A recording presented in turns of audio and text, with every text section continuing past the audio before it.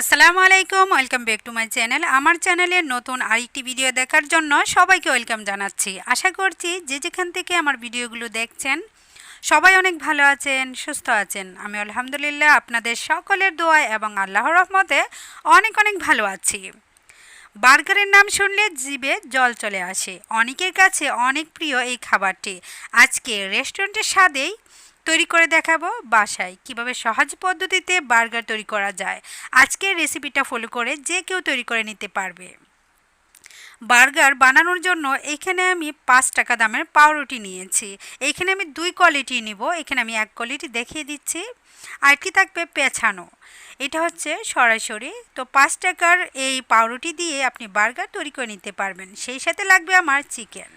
আমি একটি পাউরুটি দিয়ে কিন্তু একটি বার্গার তৈরি করব না, দুইটা দিয়ে একটা বার্গার তৈরি করে নেব। রেস্টুরেন্টে দেখবেন একটাকে মাঝখানে কেটে তারপর বার্গার তৈরি করে। আজকে আমি দুইটা দিয়ে তৈরি করব একটা বার্গার। মাঝখানে আমি অন্যান্য চিকেন বা আইটেমগুলি দিয়ে দিব পরিবেশন করার সময়। তো এভাবে আজকে আমি 8টা পাউরুটি দিয়ে 4টা বার্গার তৈরি করব। আশা করছি না টেনে শুরু থেকে শেষ পর্যন্ত দেখবেন। যারা বার্গার খেতে অনেক প্রিয় বা অনেক পছন্দ করেন তারা অবশ্যই আমার রেসিপিটা আজকে ফলো করতে পারেন। এইখানে আমি ফ্রেশ চিকেন নিয়েছি। দেখুন বুকের যে মাংসটা সেটা নিয়েছি। হাড় ছাড়া মাংস নেবেন। এখানে এটাকে আমি ছোটো ছোটো করে কেটে নিব। আপনারা চাইলে এটা ডিপ ফ্রিজে রেখে বরফ করে তারপর ব্লেন্ডারে ব্লেন্ড করে কিমা করে নিতে পারেন। আমি এটাকে কিমা করব না, আমি ছোট ছোট করে বটির সাহায্যে কেটে নিব। সেই সাথে নিচ্ছি 2টা ডিম। একটা ডিম দিয়ে আমি মেয়োনিজ তৈরি করব, আর একটা ডিম দিয়ে আমি চিকেনে মাখিয়ে নিব। আপনি রেস্টুরেন্টে না গিয়ে 2টা বার্গারের টাকা দিয়ে কিন্তু অনেকগুলি বার্গার বাসায় ইচ্ছে করলে তৈরি করে খেতে পারবেন, আবার স্বাস্থ্যসম্মত অনুযায়ী। রেস্টুরেন্টে যে খাবারগুলি তৈরি করা হয় সেটা পোড়া তেল হতে পারে অথবা বাসি চিকেনগুলি হতে পারে। আপনি বাসায় যখন তৈরি করে খাবেন সেটা কিন্তু অনেক স্বাস্থ্যসম্মত থাকবে, আপনি নিজেই বুঝতে পারবেন, আর স্বাদ থাকবে অটুট। চিকেনগুলি ছোটো ছোটো করে বটির সাহায্যে আমি কেটে নিয়েছি। এখন কিছু উপকরণ দিয়ে নিচ্ছি। প্রথমে দিয়ে নিচ্ছি একটি ডিম। এইখানে ডিমের পরিমাণ আপনি বেশিও দিতে পারেন, তবে সেক্ষেত্রে এখানে আরও যে আইটেম সেগুলি কিন্তু বেশি দিয়ে করতে হবে। সেই সাথে এখানে আমি পাউরুটি দিব।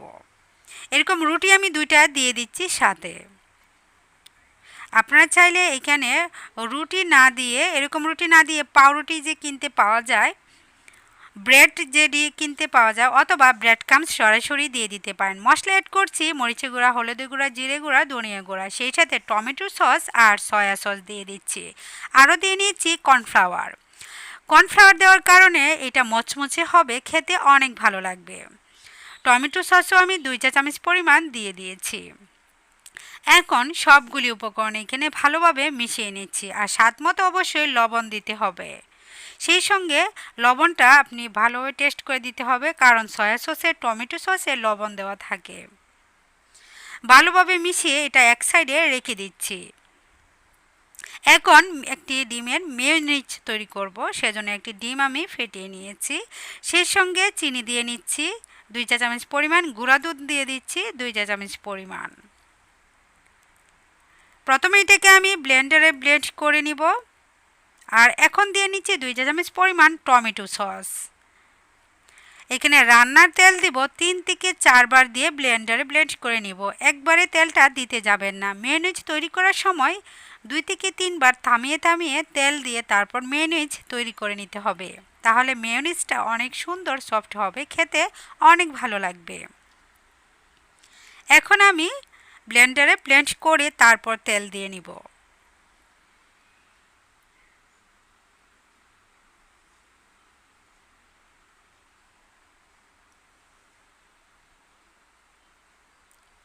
আমি ব্লেন্ডারে 1 মিনিটের মতো ব্লেন্ড করে নিয়ে রান্নার তেল দিয়ে নিচ্ছি। এইভাবে 3 বার থামিয়ে থামিয়ে 3 বার আমি রান্নার তেল দিয়ে মেয়োনিজটা তৈরি করে নিয়েছি।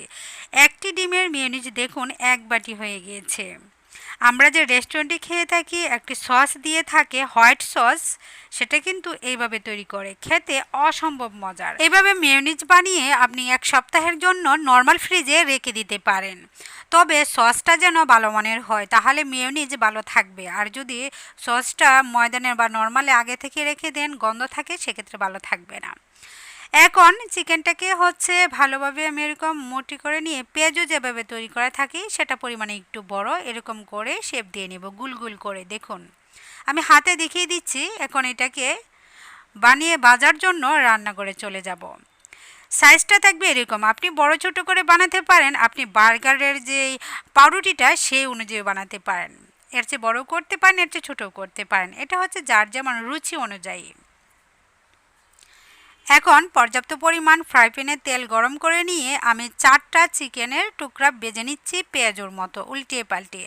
এটা একেবারে হাই ফ্লেমে ভাজা যাবে না, এটা মাঝারি আঁচে করে ভেজে নিতে হবে। যেহেতু চিকেন আছে, এটা চিকেনটাকে ভাজার জন্য অবশ্যই আপনাকে সময় নিয়ে ভাজতে হবে। তাড়াহুড়া করে ভেজে নিলে কিন্তু কাঁচা কাঁচা গন্ধ থাকবে। চিকেন 4টাই আমি ভেজে নিয়েছি। আর এখন পাউরুটিগুলি আমি ভেজে নিব। সেজন্য একটি তাওয়ায় আমি সামান্য পরিমাণ ঘি দিয়ে উল্টিয়ে পাল্টিয়ে আমি রুটিগুলি এরকম ভেজে নিচ্ছি। তাহলে ঘিয়ের একটি ফ্লেভার অনেক ভালো বের হবে আর খেতে অসম্ভব মজা লাগবে। উল্টিয়ে পাল্টিয়ে যখন ভাজা হবে, গরম হবে সম্পূর্ণ, তখনই আমি এগুলিকে নামিয়ে নিব। এটা নামিয়ে আরও 4টা আমি গরম করে নিব। আমার আজকের এই ভিডিওটা যদি ভালো লেগে থাকে অবশ্যই লাইক কমেন্ট করবেন। নতুন হয়ে থাকলে আমার চ্যানেলটিকে সাবস্ক্রাইব করে অল বাটনে ক্লিক করে রাখবেন। আর সব সময় যারা আমাকে সাপোর্ট করছেন, কমেন্ট করছেন, উৎসাহিত করছেন, তাদেরকে জানাই অসংখ্য অসংখ্য ধন্যবাদ। এখানে 4টা পাউরুটি আমি গরম করে নিয়েছি। আর এখানে কি নিয়েছি সেটাও দেখিয়ে দিচ্ছি। আর কিভাবে পরিবেশন করছি সেটা দেখাচ্ছি। প্রথমে মেয়োনিজ দিয়েছি, তারপর চিকেন যে আমি ভেজে রেখেছিলাম সেটা দিয়েছি, তারপর চিজ দিচ্ছি, পেঁয়াজ কুচি দিচ্ছি। এই যে দেখুন, এভাবে করতে পারেন। টমেটো সস উপর দিয়ে পরিবেশন করতে পারেন, ভিতরেও দিতে পারেন। যার যেভাবে পরিবেশন করে খেতে ভালো লাগবে সেভাবেই কিন্তু আপনি করে নিতে পারবেন। আপনি একটা পাউরুটিকে মাঝখানে কেটে নিয়ে তারপর মাঝখানে পরিবেশন করতে পারেন। আমি সরাসরি 2টাই দিয়েই করে নিয়েছি, যেহেতু বাসায় আমি তৈরি করছি, কিপটামি করছি না। রেস্টুরেন্টে একটা দিয়েই একটাই বার্গার তৈরি করে থাকে। আমি যেহেতু বাসায় তৈরি করে নিচ্ছি সেজন্য আমি এভাবে তৈরি করে নিয়েছি। তো 4টা বার্গার আজকে আমি শেয়ার করলাম। আমরা 4 জনের জন্য 4টা বার্গার রেডি করে নিয়েছি। উপর দিয়ে নিচে দিয়ে সস দিয়ে আপনি খেতে পারেন। এভাবে খেতে কিন্তু অসম্ভব মজার। অবশ্যই বাসায় আমার মতো করে ট্রাই করবেন। যারা বার্গার খেতে অনেক ভালোবাসেন, আশা করছি তাদের কাছে আজকের এই রেসিপিটা অনেক ভালো লাগবে।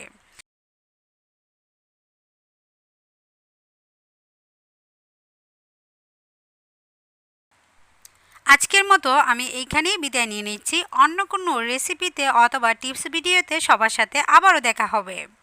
সবাই ভালো থাকবেন, সুস্থ থাকবেন, সবাই সবার জন্য দোয়া করবেন। আল্লাহ হাফেজ।